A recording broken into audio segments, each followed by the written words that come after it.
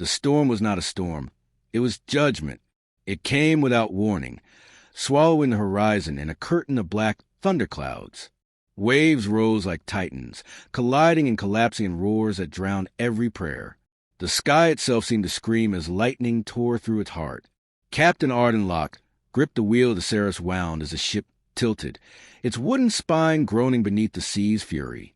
"Captain, we've lost the starboard mast." A voice cried through the maelstrom. The words were shredded by wind. "Hold her steady." Arden shouted back, though the command meant nothing. The ocean was not a thing to be held. It was a living god, and tonight it wanted blood. The deck lurched.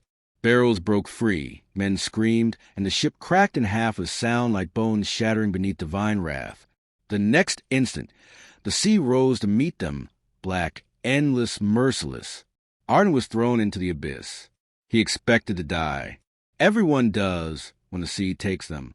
But death never came, not yet. He sank, spiraling weightless. The storm above became a smear of silver light, fading fast.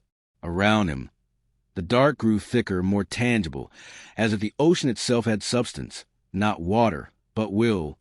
Down here, silence was a living thing. Strange lights pulsed in the distance, creatures that glowed like lost souls, some shaped like ribbons, others like drifting hearts, all moving in solemn procession. The deeper he fell, the colder it became. His chest burned. His lungs screamed. But the pressure, the cold, the pain, all blurred into numbness. Then, faintly, through the crushing dark, he heard a voice. So, another one falls. It was not a sound but a thought, vibrating through the water, resonating in his bones. He turned, and the abyss turned with him. From the blackness, light began to form, not the clean white of the sun, but the ancient glow of deep-sea fire. The shape that emerged was vast, ethereal, and terrifyingly beautiful. A figure cloaked in flowing tendrils of coral and shadow, her eyes twin pearls of drowning moonlight. The Sea Queen. "You fought my waters, little mortal," she said, her voice a lullaby of currents and thunder. "You challenged eternity with wood and will." Arden tried to speak, but the sea filled his lungs. Instead of drowning, his breath turned to bubbles that lingered like smoke. "I didn't mean to trespass," he rasped. "I only sought to survive the storm." "And yet you failed." She drifted closer. The very water trembled, as if kneeling before her. Her hair floated like a dark nebula, strands gleaming with trapped starlight. Around her circled ghostly silhouettes. Drowned sailors, skeletal kings, and beasts of the trench, all bowed in reverence. "I have seen 1,000 like you," she whispered. "Men who defied the sea, and the sea took them. But you do not beg." Arden stared into her eyes and saw galaxies, endless, merciless, lonely. "I have nothing left to beg for." A faint smile touched her lips, sorrowful and sharp. "Then perhaps you will listen." The queen extended a hand. Her fingers glowed faintly, light refracting like moonlight on a blade. "Your soul hangs between breaths, Captain Ardenlock. The tide may take you, or I may keep you." He felt the water tighten around him, spiraling like a noose. "Why would the sea want me?" "Because I remember what the surface forgets." She raised her gaze upward, toward the faint glimmer of the storm far above. "Your kind sails my skin, but never sees my heart. I rule what they fear, what they call cursed. Yet even gods grow weary of silence." Her words were not cruel. They were ancient, melancholy. "Serve me," she said. "Become my general. Lead my drowned legions, and your name will echo in the tides long after the sun burns out." Arden's pulse slowed. His mind swam with fractured memories. The laughter of his crew, the warmth of sunlight on his hands, the promise he once made to return home. All of it fading, slipping from his grasp like sand in a current. "Serve you?" he whispered. "I'm a dead man." The queen's eyes flared like lightning beneath the waves. "No, you are becoming." She touched his chest. Agony tore through him. The water itself entered his veins, burning cold and bright. His flesh convulsed. Veins turned to streams of luminous blue. Lungs shifted and reshaped, drawing breath from water. He tried to scream, but what left his throat was not air. It was power. Runes ignited across his skin, spirals of ancient sigils glowing like molten silver. His eyes burned, vision fracturing into layers. Light current life memory. He saw everything. The skeleton of the sunken empire, the carcass of Leviathan, the endless crown of the deep. Through the agony, he heard her voice.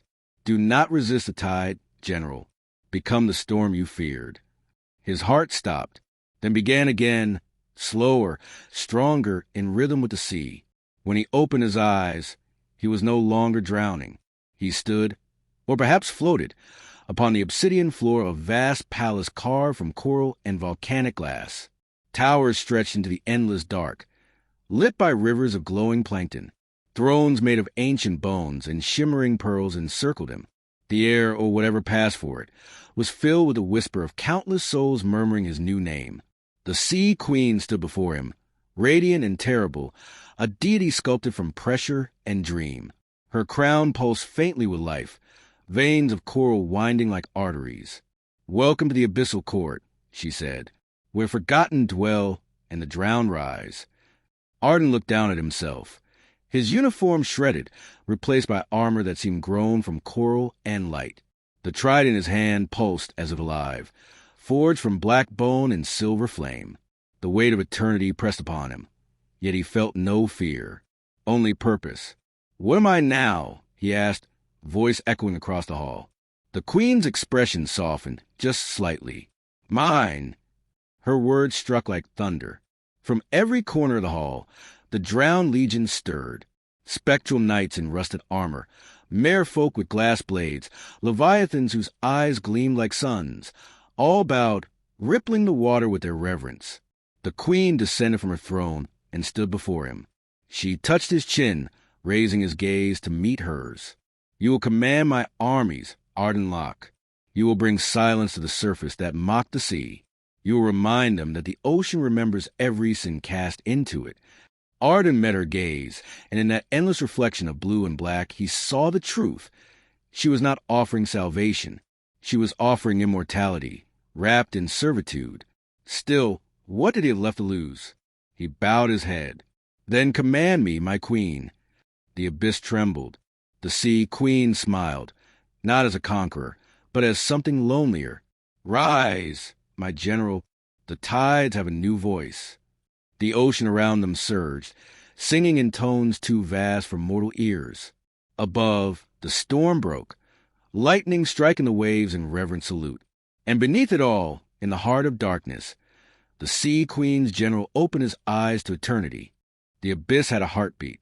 It pulsed slow and heavy, echoing to the dark like the toll of a submerged cathedral bell. In that rhythm, the abyssal kingdom lived. Arden Locke stood upon a balcony of living coral, the ocean beyond alive with drifting lights. Colossal mant-like beasts carrying entire cities on their backs, towers of black pearl rising from trenches that seemed to have no end. Above, no sun shone, only the ghostly radiance of bioluminescent clouds, moving like constellations in water. This was the Queen's realm, the eternal empire beneath all oceans, unseen by mortals, older than the stars that reflected upon its waves. And he, once a man of the surface, now ruled as her blade. His armor was grown from abyssal coral, its surface breathing faintly as if alive.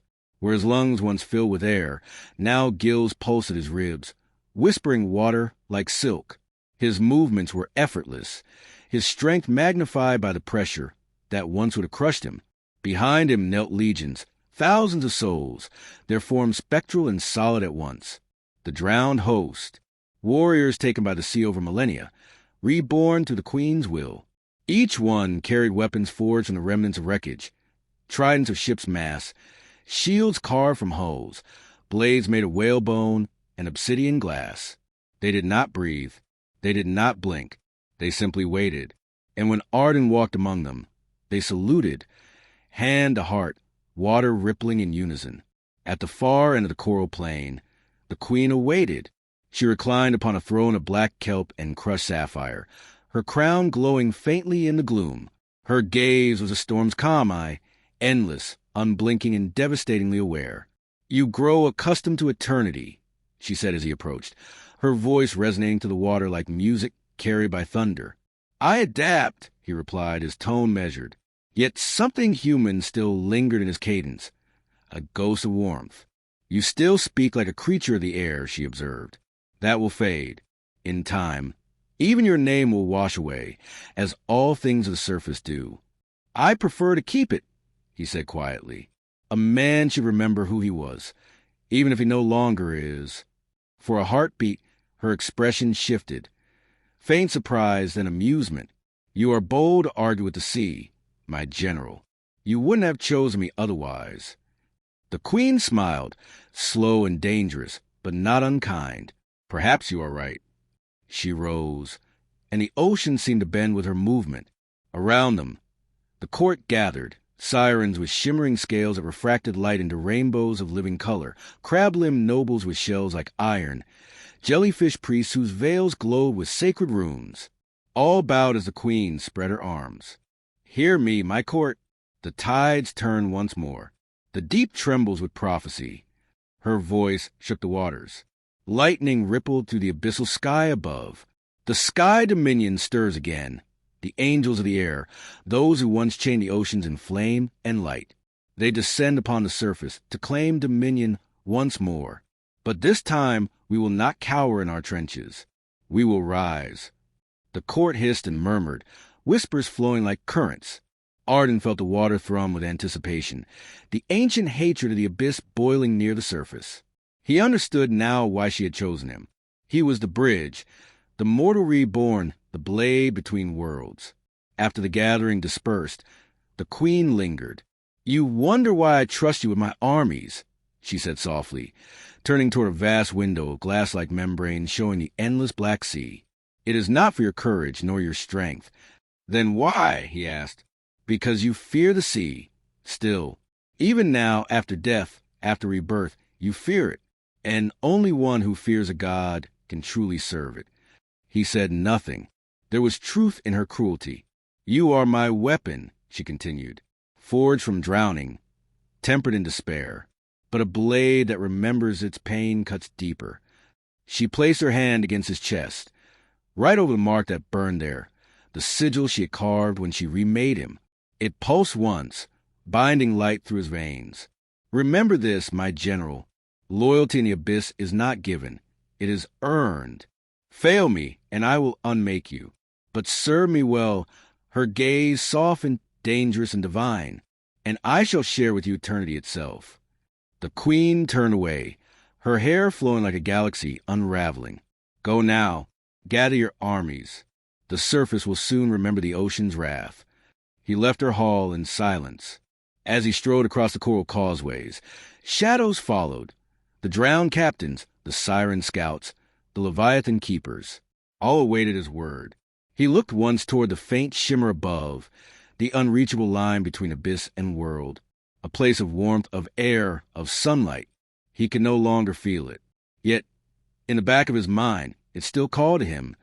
Faint, impossible, human. "You are the abyss now," he whispered to himself. But even as he said it, the echo came from somewhere deeper, older, the sea itself whispering back. "No, Ardenlock, you are mine." The ocean rumbled like a beast awakening from eternal sleep. Every current carried whispers of war, ancient war, divine and endless. From the darkest trenches to the shallow reefs, the abyss stirred. The drowned legions gathered, their armor glowing faintly in the blackness, their eyes burning with pale fire. Leviathans rumbled in their sleep, shaking the sea floor with each breath. And at the heart of it all, the abyssal general stood upon a ridge of volcanic stone, trident in hand, gazing toward the shimmering wall of light that marked the world above. The sea queen's voice rolled through the deep like thunder. The sky dominion descends once more, their wings of flame seeking to cage the waters. But this time, the sea shall rise to meet the storm. The abyss answered in one voice, a roar that shook creation. Ardenlock, once a mortal captain, now commander of the drowned, raised his trident. The weapon hummed with power, runes burning along its length like veins of lightning. "Raise the currents," he bellowed. His voice carried for miles through the water. "The surface will remember the deep." From the trenches, pillars of light surged upward. the awakening of ancient engines carved into the ocean floor during the world's first age. The water began to twist, forming spirals of power that tore open the sky above. Clouds churned. Storms formed. The first strike of the war had begun. The Sky Dominion answered swiftly. Through the torn surface descended beings of blinding radiance, angelic silhouettes of burning light, wings of plasma, and halos of fire. Their swords sang with hymns of the upper air, each strike boiling the sea, each movement shattering pressure itself. When they touched the water, it screamed, but the abyss did not cower. Leviathans rose from the deep, mountains of flesh and armored bone, eyes burning blue like suns drowned in ink. The first collided with descending seraph, crushing it in jaws that could shatter worlds. Blood of light spilled into the water, turning the sea gold for miles. Arden led the charge. He surged through the battlefield, moving faster than thought, a blur of coral and flame.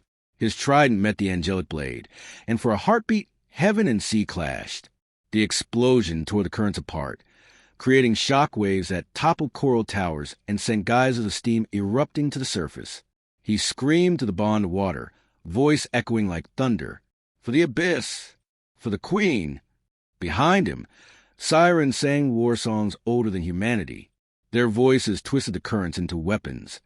Sound sharp as steel, melody that shattered divine armor. The drowned marched in perfect silence, their ranks unbroken even as the angels rained fire upon them. Each slain soldier rose again. The queen's blessing made their death a cycle, their loyalty unending. From her throne of coral and shadow, the sea queen watched. Her hands weaved the ocean itself like a tapestry. With every motion, tsunamis erupted across distant shores. Hurricanes formed from her breath.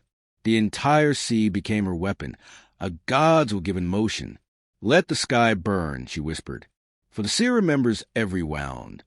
But amid the slaughter, something inside Arden began to fracture.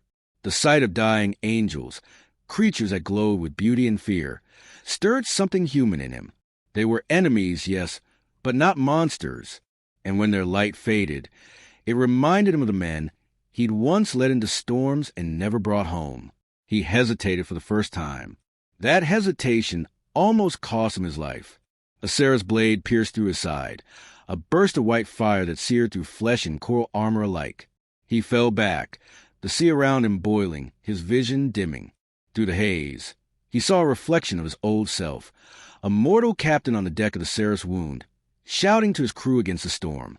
He remembered the faces, those he'd failed to save. Their voices came back as echoes through the current. "Captain, why did you leave us?" Rage flared, but not the abyssal kind. Human rage, human grief. He rose again, blood swirling in luminous streams. His trident burned brighter than before, fed by something older than the sea's power, memory. He drove the weapon through the heart of the angel that struck him. The sea erupted in white flame. The shock wave ripped through both armies, scattering light and darkness alike. For a moment, all was silence. The war paused, both sides staring at the being who defied gods themselves. Then came the queen's voice, sharp as a blade and cold as the depths. "You hesitate, my general. You pity them." Arden turned toward her, her image shimmering in the current, a goddess vast and terrible. "They are not your kind," she said. "You are mine. Forget the surface. Forget the light." But even as she spoke, he looked upward, where faint sunlight pierced through the smoke of battle, trembling like a dying heartbeat. "I remember," he whispered, "and that's why I fight." He raised his trident once more, leading the next wave. But his strike this time was not just for the queen. It was for the drowned crew, the fallen angels, for everything lost between the sea and sky. As the armies collided again, the queen's gaze darkened. Beneath her crown, her expression was not anger. It was fear, the first she'd felt in millennia, because her greatest weapon was beginning to remember he once belonged to the world above. The war had drowned the world. For 7 days and 7 nights, the sea devoured the sky. Storms screamed across the horizon. Mountains sank beneath waves. The heavens themselves bled light into the abyss. The ocean boiled with the fury of gods at war. But now, silence. A silence heavy as the deep itself. Arden floated among the wreckage of heaven and sea, his armor cracked, his body pulsing with abyssal light leaking through the seams. The battlefield stretched endlessly. Angels turned to drifting embers, abyssal soldiers fading into spectral ash. The water was thick with death. Even the leviathans lay still. The sea queen stood amid the ruin, her crown dimmed, her voice trembling with exhaustion. Yet she was still magnificent, terrible and divine. "Look upon what you have done, my general," she said softly. "All that I built, drowned by your doubt." Arden lifted his gaze. His trident floated beside him, split in half, its glow fading. "No," he answered, his voice echoing through the Dead Sea. "You built this from silence and sorrow. It was always meant to fall." Her eyes burned brighter. The water trembled. "You defy me still," she hissed. "After I gave you eternity? After I remade you?" "I asked for neither," he said. "You took a dying man and made him your weapon. But the seed doesn't belong to you, Queen. It belongs to itself." Her expression hardened, grief and fury mingling into something ancient. "You forget what you are, Locke. You are mine. Every breath you take is my will. Every beat of your heart echoes my command." He laughed once, low and weary. "Then hear this command, my queen." He pointed upward, toward the dim shimmer of sunlight breaking through miles of ruin. "I will return your sea to freedom, even if it means drowning myself again." She screamed, and the abyss obeyed. Currents twisted, mountains shattered. The ocean convulsed as if in agony. Chains of coral erupted from the floor, wrapping around Arden's limbs, burning with her sigils. His armor splintered, flesh tearing, bones cracking beneath divine pressure. "You are my creation," she roared. "You cannot unmake what the sea has claimed." Arden's voice came through the chaos, steady, human, defiant. "Then the sea will unmake itself."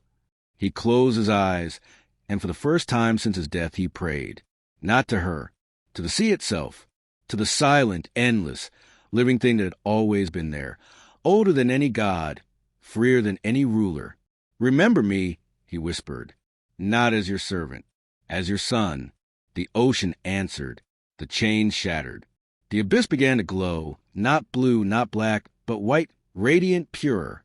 Light burst from the trenches, surging upward in colossal spirals. The sea queen staggered, shielding her eyes as her kingdom trembled. "What have you done?" she gasped.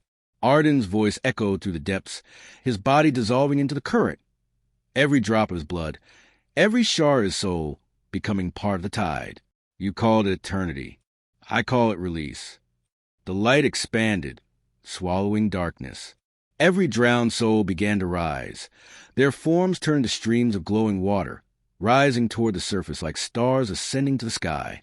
The abyssal court cried out, but their cries became songs, songs of release, not pain. The queen sank to her knees, her crown fracturing, her voice breaking. "Stop, please. I cannot be alone again." Arden's voice came faint, soft as a current brushing her cheek. "You were never alone. You just forgot how to listen." The last of his form dissolved, and the sea erupted, a tidal genesis. Waves rose taller than mountains, yet they did not destroy. They renewed. The abyss bloomed with life unseen for eons. Coral forests awakened. Sunlight pierced deeper than ever before. Every creature, from the smallest shrimp to the grandest leviathan, felt the pulse, the rebirth of the ocean's heart. The sea queen watched as her armies vanished into light. Her throne crumbled into dust. She reached out, and in the reflection of the glowing sea, she saw her own tears for the first time in eternity. They fell, turning to pearls that drifted into the current, the last remnants of a god's sorrow. "He freed me," she whispered. "He freed us all." Days later, sailors on the surface would tell tales of that night, of how the ocean rose in silence, not rage, how the storm ceased as if bowed by unseen grace. The sea shimmered under moonlight, calm and alive, whispering in a voice only the heart could hear. They said if you listened closely, you could hear in the waves. The tide remembers its general, and somewhere in the deep, where no god or mortal treads, a heartbeat still echoes, steady, eternal, not of a servant, not of a ruler, but of a man who became the sea itself.